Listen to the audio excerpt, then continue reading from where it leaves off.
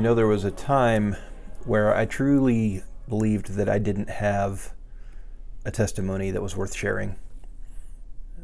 I grew up at a time when I was hearing all these people talk about these horrible pasts that they had in their lives and how this transformation happened when they came to Jesus. And I thought, man, my own story is so incredibly boring by comparison.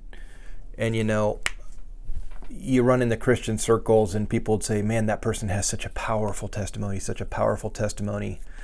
And I didn't like that because it just made me feel kind of like, because my life wasn't a wretch before I met Jesus, that somehow I just didn't have any sort of a story to tell.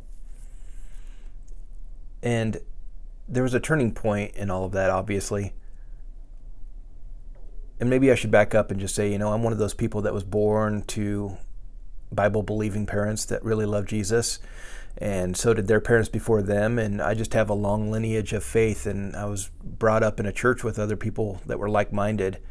And, my testimony is so simple.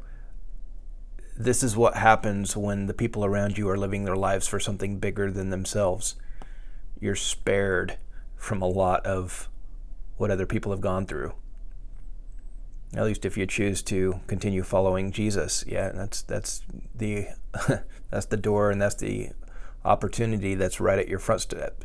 That's mine, at least. And I just didn't want to share my testimony with anybody because it was just lame in comparison, or at least so I thought. But I was listening to a sermon by one of my uncles, and he talked about, and he wasn't even in this context, but I'm going to go ahead and lump my testimony in with there. My testimony is not my story. It's God's story of what he's done in my life. And so my testimony is more of a legacy that was handed off to me, and one that I can choose to hand off to those around me, and especially my family, my kids. And that's the way I like to see it. What if everybody around you is living their life for God, for something bigger than themselves? And how much can you be spared from? And can I hand that legacy off well to my kids? That's really my testimony. My testimony is not really my story at all, but it's his story in my life, and my life's been pretty good. I'm lucky. I am one of the lucky ones, no doubt. Now, that doesn't make me superior or mean that God loves me more. It to me illustrates well how amazingly broad God's grace is. We all have different stories, but he unites us underneath of one banner. And I guess my story is more indicative of, those people that have done 180s in their life. When they handed off that legacy of faith to those below them, what life can be like when people surrender. When everything's right in the world. And that's the encouragement I have for you. If you're living your life for something bigger than yourself, you just don't know how much of a meaningful impact that'll have on the people around you, especially your kids. So hand that legacy off.